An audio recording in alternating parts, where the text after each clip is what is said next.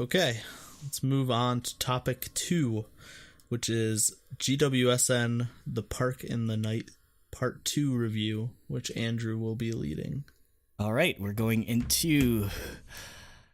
I've actually started calling them just 공원소녀, just because I had to learn how to freaking pronounce that for the really Daebak Award videos. Oh yeah, I had to go on Google Translate and just like listen to it on slow mo like a billion times. Mm-hmm. But so yeah, 공원소녀. They were a Park Girls. They were a rookie group from last year. Their breakout single, Puzzle Moon. We all enjoyed it.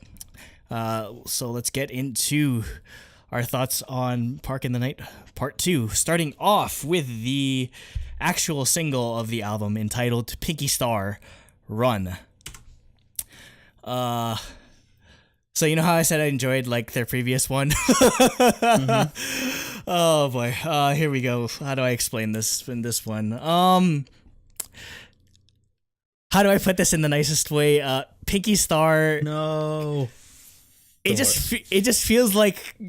It feels too derivative of Puzzle Moon, and I'd say that's probably my biggest like gripe with it. Because I mean, it's still an enjoyable song, but I'm just like, this just kind of makes me listen to Puzzle Moon instead of this. Like, even if you look at it's even in the exact same key as Puzzle Moon. Like, I feel like I feel like you could sort of get the same vibe as Puzzle Moon without having to kind of be blatant about it. And I don't know, in that way it was kind of disappointing. But I mean, that's actually like the least of my issues with the song. Well, getting our... You mean the worst of your issues? No, that's the least. That's like there's something. The least. Oh, I thought you meant that was the worst. No. There's the song itself isn't actually like the worst part or my biggest gripe. Well, one good note is Mia actually gets lines. Holy shit! Finally, like literally, if you go through like Puzzle Moon, she gets like nothing, and so she finally gets a rap verse. And I think it's worked on her Korean a lot. It definitely shows. And also I think it's a good idea to have her because a lot of their vocalists, it's kind of like an Eyes One type thing. It's almost exactly like Eyes One, where most, if not all of the vocalists are very high pitched, where you need someone like a Hyewan or a Mia to sort of balance out on the lower end. So it's a good idea. I think it's to their benefit if they balance or if they incorporate her more into the vocals in that sort of way. But I'd say my biggest gripe would probably be with the choreography, in all honesty, because I love the choreography for Puzzle Moon so much. Like, they're one of the few, because again, I have a lot of gripes with like girl groups, and I feel like a lot of it just like too basic for what I feel like you're capable of doing. And then Puzzle Moon isn't like anything too crazy, but the fact that most of the music video and most of like the focus was on like a lot of like hand tutting and that sort of thing, where they made that the sort of central point of choreography almost.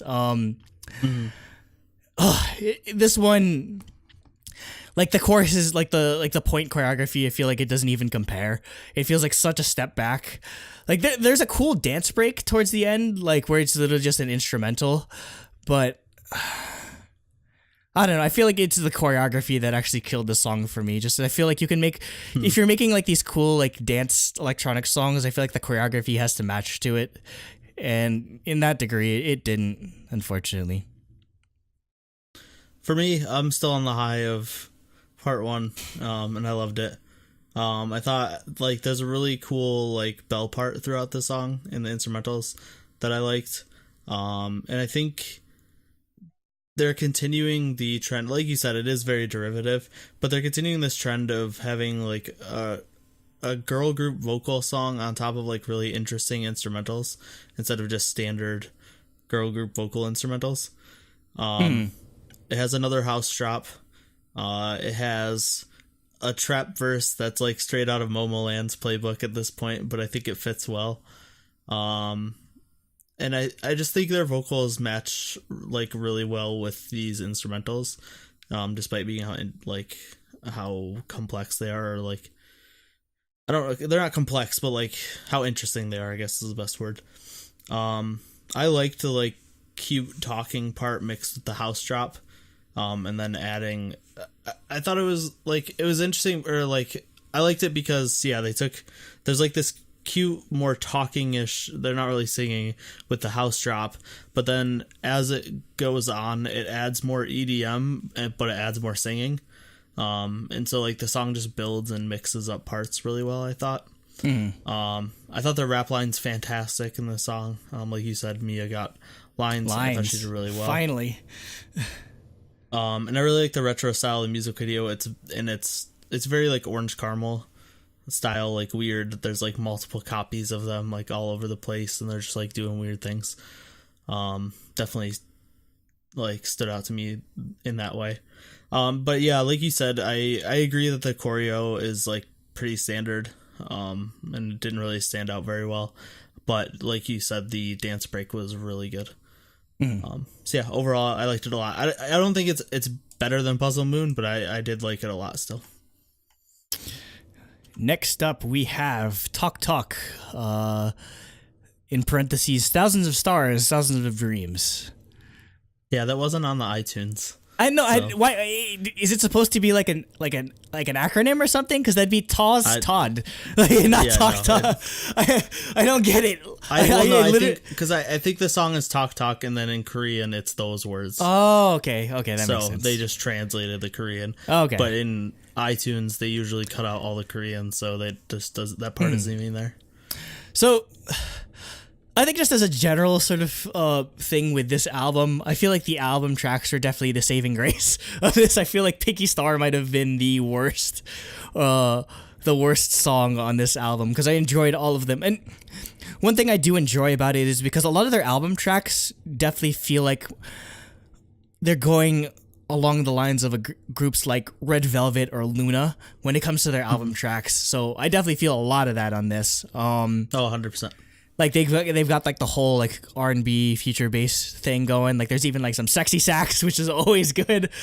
I'd say the one tiny little thing that kind of made no sense is if you listen to the song like through its entirety, the first time they go through the chorus, they go to like the instrumental is kind of like this weird like upbeat type of thing change, which I kind of felt like it killed the momentum of it. Because afterwards they go to this awesome like future bass drop that I felt like they should have used the entire time, and they actually used that the second time around. Like when they go to the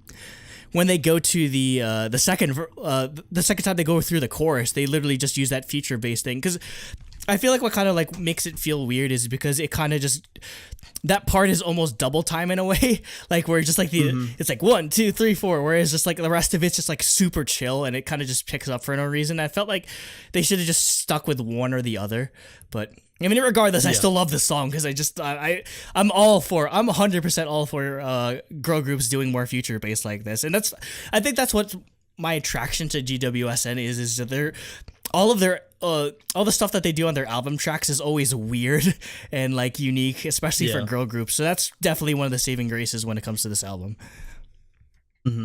Yeah, and like you said, straight out of your words, like in my notes, the first thing I have is this reminds me of something Red Velvet would put out because it has that like velvet R&B beat. Yeah. That like perfectly reminded me of that. But I actually liked how it picked up during the chorus. And like became more poppy and upbeat and then drops back to being more chill. I thought that mixed it up a little like well. And I liked the underwater feeling with like the echoey and like bubbly bell sounds and the instrumentals. So yeah, I thought it was great. Like you said, I think their album tracks stand out really well. Yeah. Next we have Bloom. Parentheses True Light. So when I first heard this, I was like, oh crap, it's gonna be Tropical House. But then I was like, oh, it's not the generic ass Tropical House. Okay, this gets a pass from me. I think the one thing I really like about this, or two things actually. One is the second time around, or the second verse, they have this awesome like auto-tuned sort of like lo-fi type thing that effect that they add over to the vocals. Like Mia gets more lines again. Also, the one reason it's another one of my like praises for the album tracks is songs like Pinky Star and Puzzle Moon, you're not going to get to like showcase vocals as much just because it's EDM. Whereas something like this, like, oh, the vocal line on this was incredible. Like they really get to show off vocals on stuff like this. So I'm kind of almost wishing that they could incorporate this more into their singles, just because there really is a lot of good vocal talent on here, and I don't want it to go to waste. As much as I love all like the EDM, like house songs, I feel like that this would be a nice change of pace to incorporate. Because again, some of this stuff is my favorite, in all honesty. So mirroring your like comments, I thought the vocals in the song are utterly fantastic, especially in the beginning and during the ad libs at the end. They stood out. And I love the theme throughout the album with there's a lot of like bell sounds, like very mysterious sounding in the instrumentals. Like all three of the songs so far have had them. And I like that it's keeping that. There's a theme to the instrumentals, even though they're different genres. And yeah, like you said, it's not standard tropical house. It almost picks up into like a kind of a bit of a Latin style. Yeah. When the beat picks up. Another fantastic song. And I do like that element of cohesion that they sort of. That's one thing that's really hard, especially for new groups, where you either fall into the trap of you just make everything like completely different, or you just make the same song 5 times. Whereas with this, they find that sort of they find that unifying common element, that common thread throughout all of their album tracks that sort of makes it a full album in that sort of case. So that's definitely something that's they have over just your regular old Nugu group. Yeah. Next we have Miss Ping Pong. Okay, where did this come from, and how can I get more of it? Exactly. I was like, what the fuck? Like, because when we've said that this group kind of pulls from, like, Red Velvet, we are usually talking about, like, the R&B stuff, not, like, This is, like, stuff that they did. This is, like, Red Dress, or, like, songs like that, like, the really, like, I don't know, like, something like, even a bit like Russian Roulette, just, like, the happier, more, red side of Red Velvet and anything. No, this is definitely Red side. Oh, I enjoyed it. This is probably my favorite album track, in all honesty. I love it so much. Like, like, I don't know. I don't necessarily know if I want them to just straight up make an album or like a single like this, but I love how they're. Again, I'm a big one of the like my holy grails when it comes to K-pop is variety, with just within groups or just within albums like this, and I've definitely so far we've gotten it where just like each album track has just been such a different style while still maintaining like 공원소녀's like their signature sort of thing, just like I guess the weirdness of it, and like something like this you wouldn't expect entirely on a 공원소녀 album, and I'm all for it. Just I always have like a weird ass track that you just throw in there. So, no, yeah, I'm 100% with you. I think this is my favorite song on the album as well. It's just super upbeat and like fun instrumentals. It just gets you like pumped and bobbing your head. Like you said, yeah, it matches that red side of Red Velvet, so they're very, very inspired by them, I feel like. Also, the one thing that really stood out to me, I love how fast the lines are during the chorus. It like fits the beat and the feel of the song really well. Yeah, it's fantastic. Love it. Also, like, normally we kind of just get annoyed when all groups kind of copy each other, but I mean, I feel like in this case, like, honestly, how many groups can you say take influence for Red Velvet? As big as a group as Red Velvet is, you don't really see all too many groups going in that route. Like, if anything, most new groups go after like a Twice or a Blackpink type thing, where where Red Velvet's kind of like built off of that niche R&B type vibe, and I'm all for more girl groups sort of going down that route, because I feel like it's definitely something that's underutilized in K-pop. Like, there's groups that dabble in it, like maybe like Luna and that sort of thing, but no one's ever really sort of made that their like stick, other than like GWSN. So yeah. Next up we have One and Only, which is a cover of the Luna. No, kidding. Featuring Go On. No, kidding. So this is. I mean, you do get like a Luna vibe from the song, in all honesty. So it's got that like house track vibe to it. Yeah, that's 100%. And I feel like I was talking about with Pinky Star, where it's entirely possible to do that type of like house vibe without necessarily copying Puzzle Moon entirely.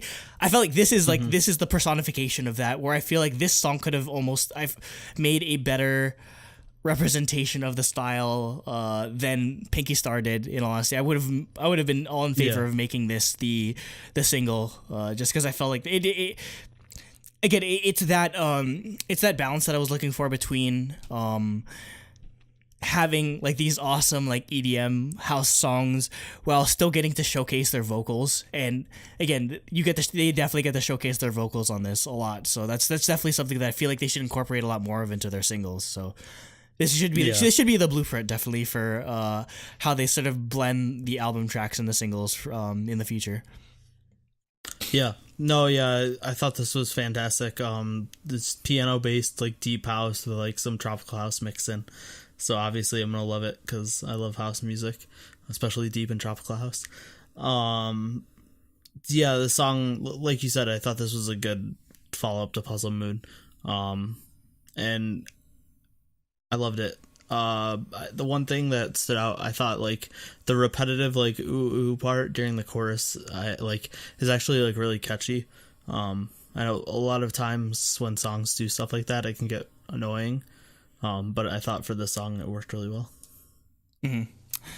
And closing out the album, we have Growing for Gru? What does that even mean? It's the name of their tree. Gru? They named their tree's name is Gru. Like Gru from friggin' like Despicable Me. I assume it's supposed to be a pun. Like Gru, like Gru, it's growing, guess. The tree is growing. I don't know, I just think of the Gru. It's spelt like that. Like Despicable Me. We'll make a girl group that'll be super popular and super weird. All of their titles will be broken English. All of our titles will be broken English. And we'll have a weird Bible versus like straight out of like a fantasy book. I don't understand. But anyway, obviously I'm a sucker for anything future based, so I'm glad that they went future based instead of Tropical House with a drop. I'm kind of mad that they didn't make more use of. They had like this sick guitar part in the beginning that they kind of just let go after the intro. Like you can't even hear it afterwards. I could say that they could probably maybe have written the chorus better, because it's kind of like it's literally just kind of like the da da da da da da da. It's kind of them just like repeating words over and over again in that case.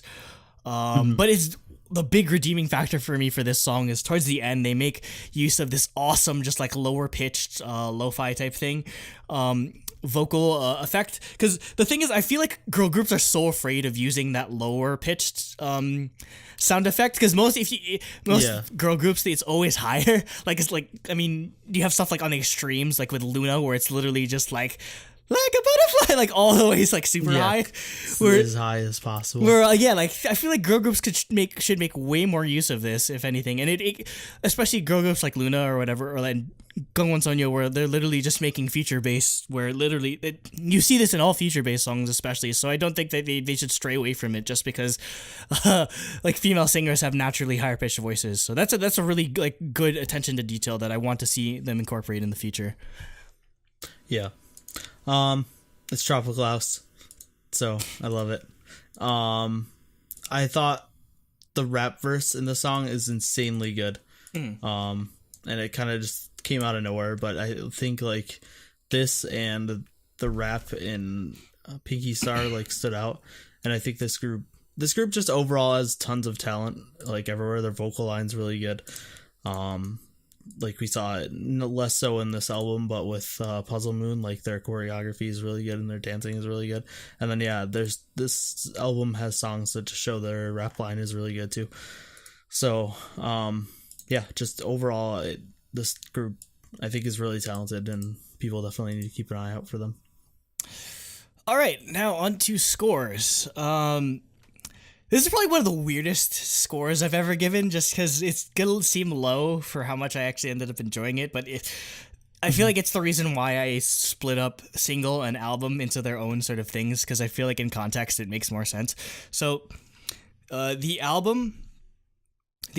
single rather, I gave 2 points to, just because again I felt like it was just kind of too derivative of Puzzle Moon, whereas the album I gave 3 points for, because I felt I enjoyed pretty much all of the album tracks, and I feel like they shouldn't be afraid to incorporate more of what they use in these album tracks in the actual singles. Like, I feel like the appeal of 공원소녀 isn't necessarily just deep house. Like, I feel like the appeal to them is more than that. It's also this like feature bass R&B type stuff. So yeah, don't be afraid. Yeah, they shouldn't be afraid to bring that out more in the singles.